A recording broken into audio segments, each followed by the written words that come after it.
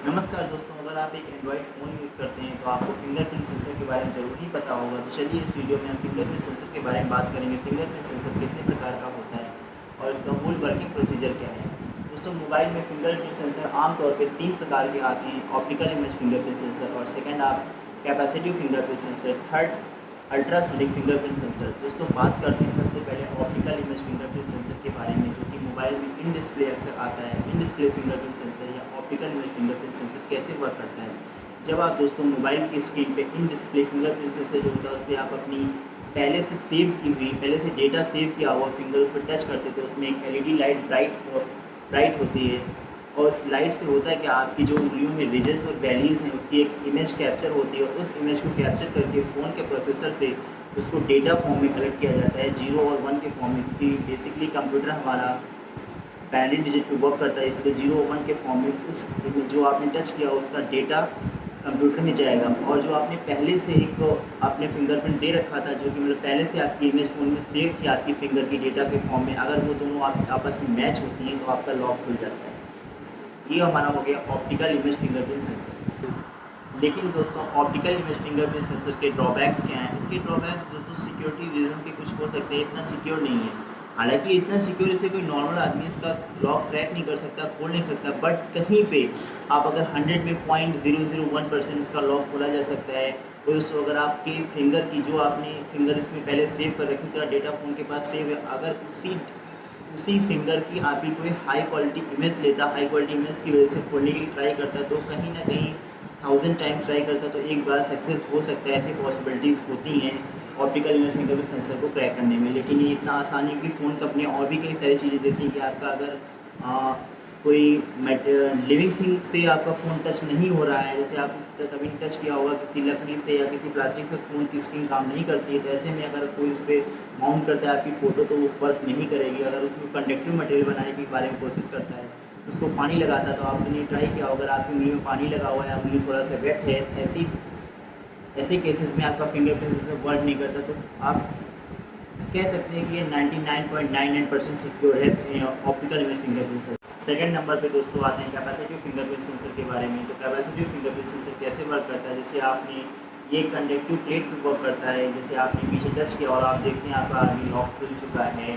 कुछ इस प्रकार। तो दोस्तों, ये कैसे वर्क करता है, इसका वर्किंग प्रोसीजर क्या है। जब आप कैपेसिटिव फिंगरप्रिंट सेंसर या इसका जो प्लेट होता है उस पर आप हाथ अपनी उंगली रखते हैं, तो जो उंगली में आपके रिजेस और वैलीज हैं, जो आपकी छोटी छोटी लाइन्स होती हैं, क्या करती हैं, इसमें कैपेसिटर्स के द्वारा इलेक्ट्रिसिटी फ्लो होती है। जहाँ पे गैप होता है आपकी उंगलियों में और जहाँ पे गैप नहीं होता, तो वहाँ जहाँ पे गैप होता है वहाँ पे इलेक्ट्रिसिटी नहीं फ्लो हो पाती। जहाँ पे गैप रिजेस नहीं होती वहाँ पे इलेक्ट्रिसिटी फ्लो होती, तो कंप्यूटर क्या करता है, इसी डेटा को कलेक्ट करके न्यूमेरिक फॉर्म में करता है, और वहाँ से चेक करता है कि आपने जो उंगली टच की तो उसके पहले से जो आपने लॉक लगाने के टाइम पे जो आपने डेटा सेव किया था, उन दोनों अगर दोनों मैच करते हैं, ये तभी उसी कंडीशन में होगा अगर आपने जिस उंगली से पहले सेव किया डेटा अगर ये वही है। क्योंकि अगर ऐसा नहीं होगा तो आपकी रिजेस वैल्यूज़ में डिफरेंस होगा, जो नया डेटा बनेगा इस टाइम पे उसमें क्या हो जाएगा, डिफरेंस आ जाएगा और आपका लॉक नहीं खुलेगा।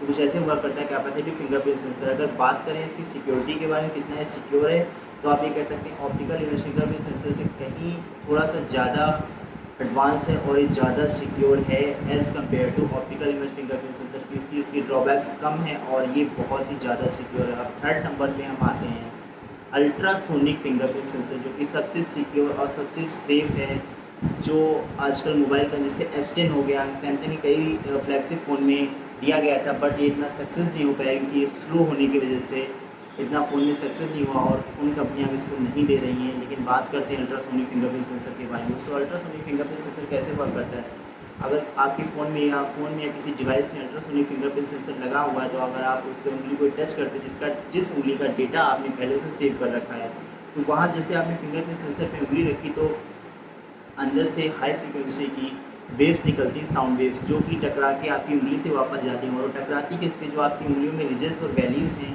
जो पतले पतले कट्स और लाइंस होती है, उस पर टकरा के वापस जाती हैं। तो टकराने के वापस जाने में कुछ लाइंस जल्दी पहुंचती हैं क्योंकि वो रिजेस पे टच करती हैं, कुछ वैलीज़ पे टच करती हैं। आपका ब्लैंक स्पेस होता है उंगलियों में, छोटे छोटे जो निशान आप खुद अपने आप देख सकते हैं, जो उस पर टकराती है, फिर उनका एक अलग इमेज बनती है। उस इमेज को डेटा के फॉर्म में कंप्यूटर प्रोसेस करता है 0 1 के फॉर्म में, फिर उस डेटा को मैच करता है जो आपने पहले से सेव कर रखा है, तो फिर उससे मैच होता है तो आपका लॉक खुल जाता है। लेकिन इसमें एक बहुत ही अच्छी बात है कि इसमें जो वेव्स हमारी निकलती हैं अल्ट्रासोनिक वेव्स, उसमें होता है क्या, इमेज 3D फॉर्म में इमेज जनरेट होती है।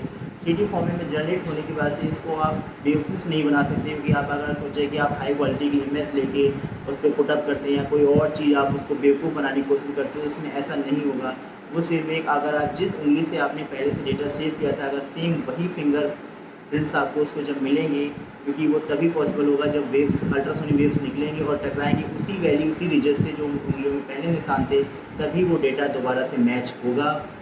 तभी अल्ट्रासोनिक, अगर आपका फिंगरप्रिंट सेंसर है तभी अनलॉक करेगा। तो आप कह सकते हैं तीनों फिंगरप्रिंट सेंसर, जैसा कि आप ऑप्टिकल इमेज फिंगरप्रिंट सेंसर और कैपेसिटिव फिंगरप्रिंट सेंसर और अल्ट्रासोनिक फिंगरप्रिंट सेंसर, तीनों में सबसे आप बेस्ट कह सकते हैं अल्ट्रासोनिक फिंगरप्रिंट सेंसर। लेकिन थोड़ा सा ये कह सकते हैं स्लो होता है, इस वजह से फ़ोन में नहीं आ रहा है। लेकिन कई बार S10 या S10 प्लस में ट्राई किया गया, बट थोड़ा स्लो होने की वजह से कंपनियाँ नहीं दे रही हैं। तो कैसा लगा आपको वीडियो, बताइए जरूर कमेंट बॉक्स में कमेंट करके। और आपको वीडियो से कोई भी क्वेश्चन या कुछ भी डाउट है तो कमेंट में कमेंट करिए, I will reply you. And जय हिंद, अगली वीडियो में मिलते हैं।